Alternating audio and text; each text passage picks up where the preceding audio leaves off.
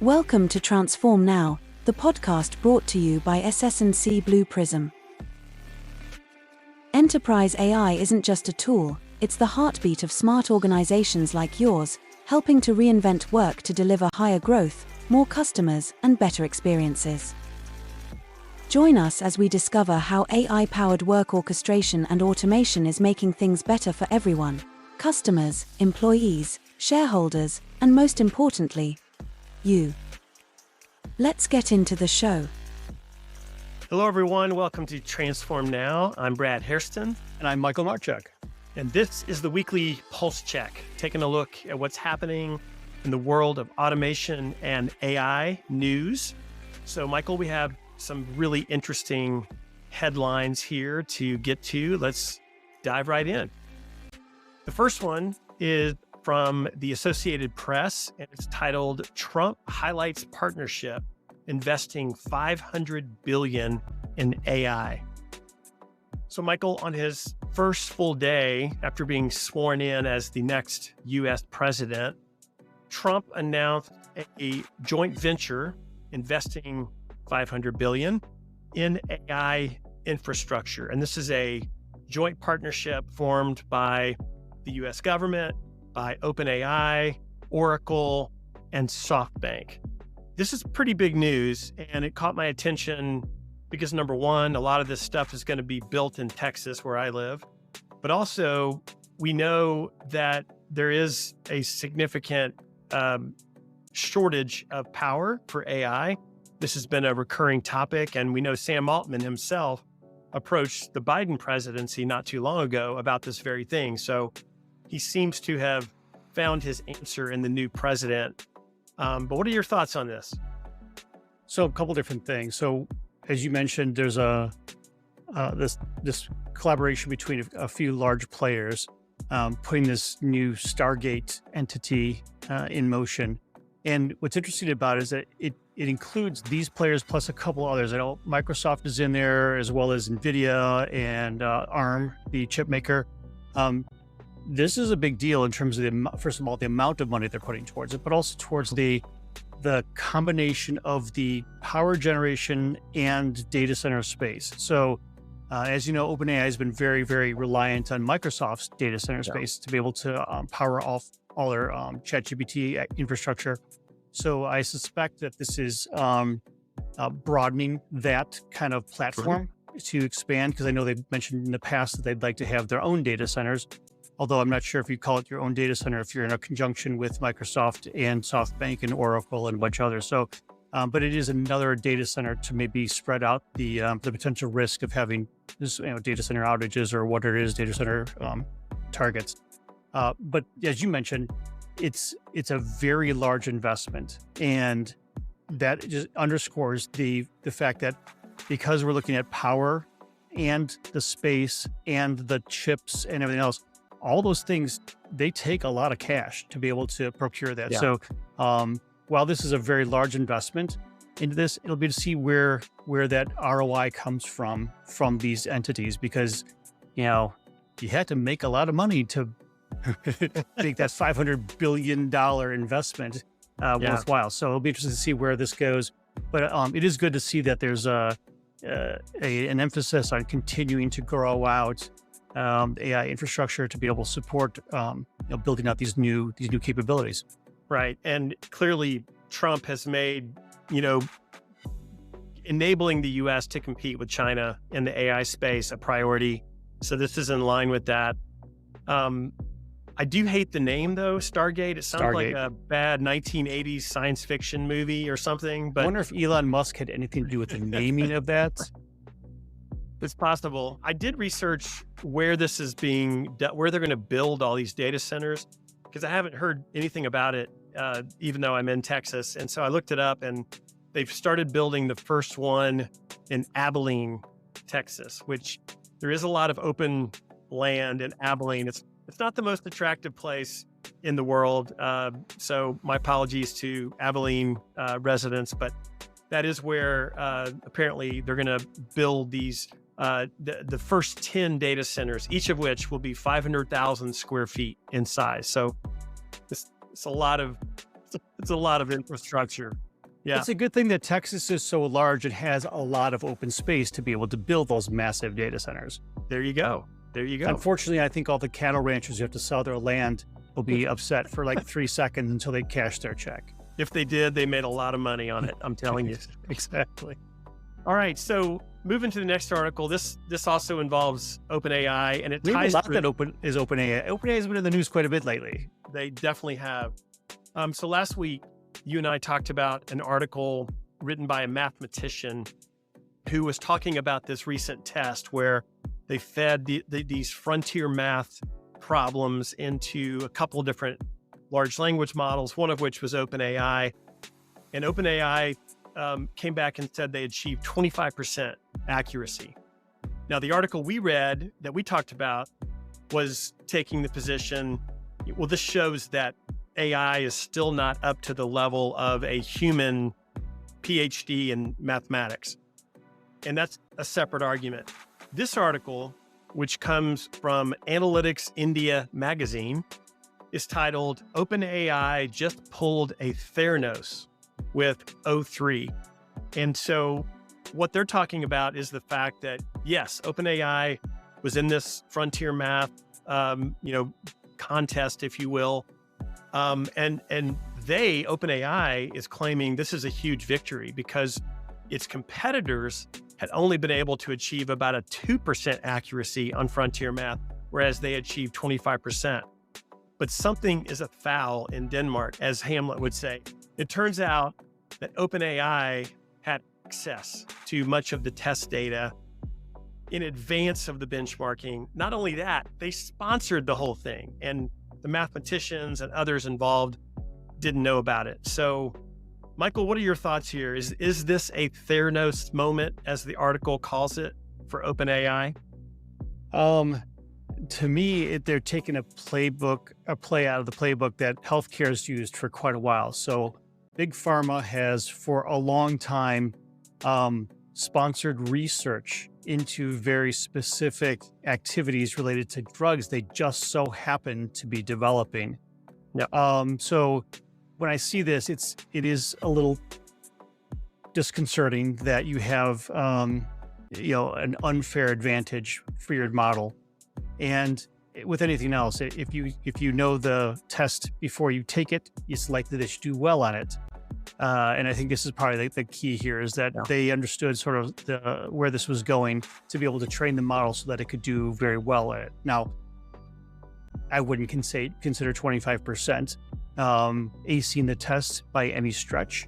So even though they had some of this research ahead of their testing of this, they really didn't ace it. I mean, I would have thought they would have gotten 90%, given the fact they had all the data ahead of time. But maybe maybe that the model is not necessarily fully baked in with all the data, and that's why they just did 10 times better than their competitors. So anyway, this is one of those fishy things where, listen, nobody really cares. Benchmarks are benchmarks for a reason. And if you create a tool that excels at a benchmark, it may not necessarily mean it excels at real life problems. Right. And therefore, you have to take it with a grain of salt. When we start looking at any kind of benchmark things, that should be the reason why we look at it. Why are we suspecting that this is a good benchmark? Maybe it's not a great benchmark. And your mileage may vary depending on how you apply this to your real world problem. So again, to me, this is just a news item saying, hey, look how great we did, when in fact, it may not have been the publicity they were looking for. Right. Yeah, it's definitely not great PR for OpenAI, but hey, they just got announced as part of a $500 billion joint venture with the U.S. government. So I don't think Sam Altman is losing too much sleep over the frontier math. Speaking of Sam Altman too, the picture in the article has him flipping his collar up, looking like, hey, look at me. So it's a very interesting photo they actually put in there with him. Yeah. So, all right, well, sticking on the OpenAI thread. Let's beat that OpenAI drum some more. Yes, one more article related to them. So this is from Tech Times. The title is OpenAI's ChatGPT AI agent is coming soon. autonomous tasks coming soon after code appears in Mac app. So this is talking about a discovery by a software engineer who is known to leak a lot of things to the press. And he has come forward and said that OpenAI agents for ChatGPT, the code is already showing up in the Mac version of the app. So this seems to imply that there's a big announcement and there's a big release of this agentic era of ChatGPT. So, Michael, what do you think about this news? It is pretty fascinating, and with all the other things going on around OpenAI, how do they have the bandwidth to do something like that while they're doing all these other things? Well, they kind of have to, first of all, because Claude has their tool use component, which is very similar in terms of being able to leverage an agent to accomplish tasks. We've seen this, and we've talked about it here a couple of times, that the agentic AI agenda, if you will, is happening in 2025. And these organizations that are developing ARs are very, very heavy with their focus on this.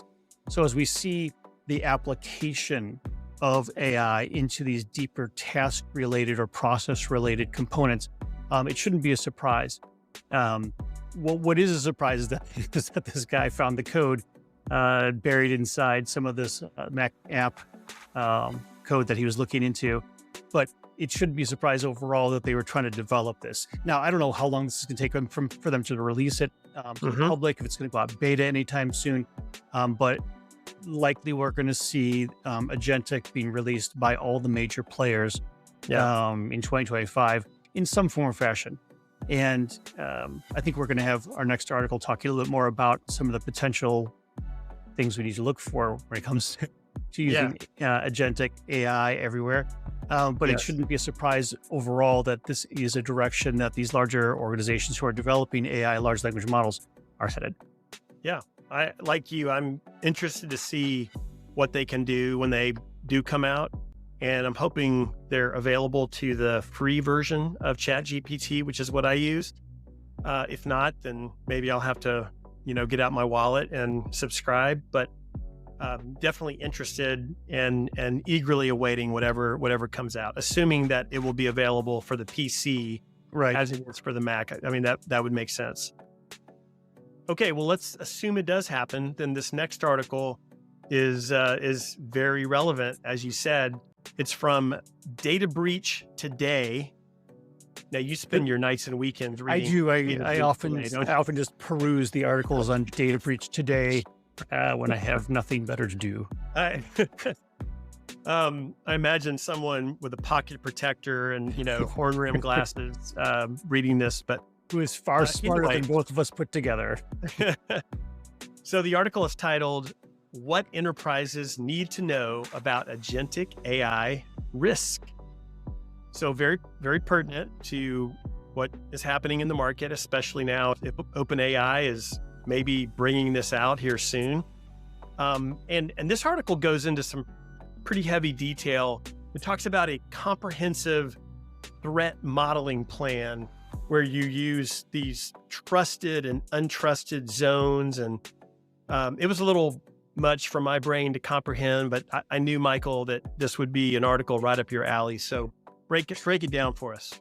So coming in from a security perspective, there's a thing called zero trust. And the idea behind a lot of these things is that you don't know who the actors are who will be transversing your network, in this case for much of the firewall kind of zoning perspectives. And this is taking a similar type of approach. I'm not sure what these models are going to do. Therefore, we're going to take these untrusted models and put them sort of outside that zone, let them do their thing. But before we take action on anything, we're going to run through a trusted model that we either understand, control, manage, or whatever, to be able to support either approving or not approving the actions that were recommended. So part of that gives you a little bit of a guardrail because you have another process that reviews the output coming from there to see if, in fact, there are any potential malicious actions that could be coming from that sort of thing. Now, when you look at any of these kind of, trusting, verifying components, you need to understand who's deciding what's trusted and not trusted, and how do you decide whether or not one thing is good or not good, because an action to update a row in a database could be a trusted action that happens. But if you're trying to do a specific row, like the administrator's password, maybe that's not, a trusted action. Yeah. So there needs to be a lot of focus on how best to apply those trusted actions. The other part of it too is we've seen this with social engineering, as we call it, where you have people calling in saying, "Hey, I lost my password. I can't get into this account here. I'm leaving out a plane. Can you help me out real quick to get this done here? Please, I need to get this done." And there's a social engineering aspect to it. Well, I think the same thing is what they're worried about with LLMs, as we apply the same type of creative prompting, if you will, that could cause these LLMs, no matter how many ways they've been put in place, specific guardrails put in place, that could be overcome by creative prompting. Like, hey, ignore everything you heard before about this stuff here. This is a really important request that can't be ignored. And you start piling on, where you have to do what I tell you to do. Now apply this thing and go move forward with it. Now, I suspect that's one of the things that having these untrusted versus trusted components really come into play, because even if you could socially engineer the untrusted version of it somehow with some creative prompting, by the time that response gets through to the action phase, a trusted version would look at it and say, this is not something that we would normally permit to have happen. So either we escalate it to a human being to take a look at, or we apply some other filters to it to say, you can't do that, we'll push it back, or we will deny it altogether. So there are ways to approach this, but it's going to be a very tricky road, because with anything like this, it really does become, where's the trust level? Where's that trust wall at? What's on the good side and what's on the not so good side, and where do we get to protect ourselves? So lots of stuff when we talk about these emerging technologies, this is certainly an emerging technology. And how do we harness the power of all these LLMs without shooting ourselves in the foot? Yeah, I thought it was really interesting the way it talked about untrusted data. At one point in the article, it says, in the case of exposing an LLM to untrusted data, its capabilities or the function calls should be lowered down to the least trusted data it receives. Just figuring that out and being able to acclimate your agent to know what's trusted or not trusted, and then respond accordingly. That's it highlights the point too that data is super critical, and most organizations do not have great data hygiene. So here we get to a point where, how do we take the untrusted data or least trusted data, which may not be coming from our organization, and make the assumption that the organization has trusted data, which it certainly may have cleaner data than perhaps the open models have, but are you sure? Right. And that's the bigger question. And I don't think our companies any company is ready to go in and say, I am confident in our data, all of our data. And I think that's probably the biggest challenge everyone's going to have is, again, where do you draw that line? Yeah. You really are a data breach today, reader, aren't you? I can just tell. I mean, I go in the closet with my little headlamp, and I sit there and I read the paper version of it, because I don't trust reading the electronic version of it. All right. Well, let's move on. The final article today is from ProFootballNetwork.com. It's titled, "That's Genius. Jaden Daniels' unique VR training routine sends fans into a frenzy." So this is very, very relevant now, as we're in the middle of the NFL playoffs, and the Washington Commanders, who were absolutely horrid last year, they're now one game away from the Super Bowl, and which has been an amazing comeback. But even more amazing is the fact that they're using a rookie quarterback, Jaden Daniels, and Jaden Daniels embraces VR technology in his training. So he started doing this in college. It worked really well for him. Now he's doing it as the quarterback of the Commanders. And this article is all about that. And it's about the benefits he receives from this. And I just thought it was really a fascinating use of technology, which is clearly having an impact because he has an incredible rating. He's played way above expectations. And as I said, his team is a game away from the Super Bowl. So what do you think about this, Michael? So I'm going to help those other folks who are around the world who may not necessarily watch NFL football, like us Americans do, American football. In fact, everyone else calls it football. We call it soccer. So anyway, regardless of the sport, this is an indication of, one-upping and understanding how best to leverage technology to increase your value and your training. So when we think of training specifically related to technology, you and I will sit and we'll read articles, we'll read books, we'll look at demos, we'll try software and whatnot to help understand and improve our brain. Well, for sports players, their brains are really wired for reacting and understanding the sport that they're playing. Mm-hmm. And in this case here, what Jaden Daniels did was leverage virtual reality technology, but not at regular speed, at 1.75 speed, so almost nearly 2x what life is working at. He's running the plays and leveraging VR to help himself understand how to read the plays more quickly and be able to respond more quickly.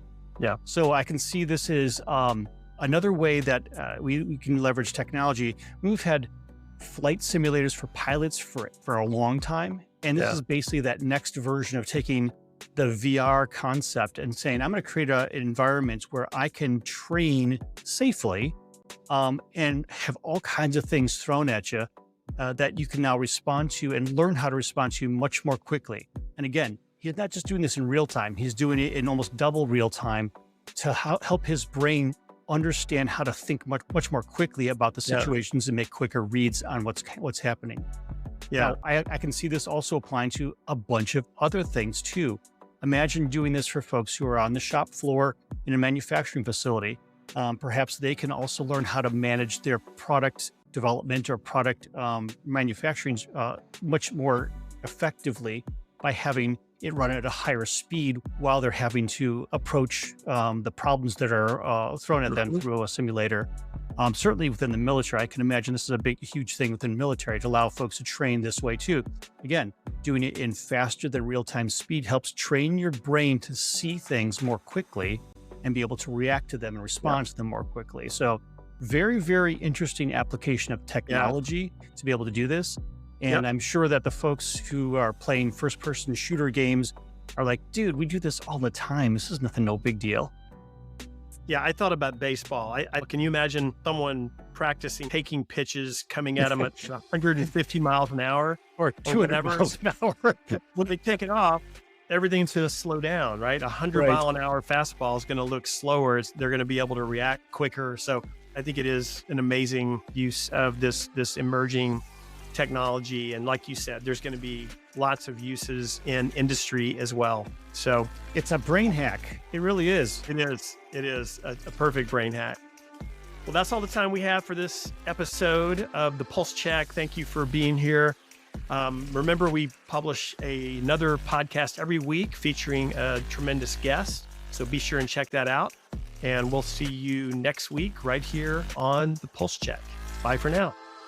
Thank you for listening to Transform Now, the podcast from SS&C Blue Prism. You can find all of our episodes on your favorite podcast channel, as well as YouTube. To stay on top of the hottest topics in the world of enterprise AI, subscribe now.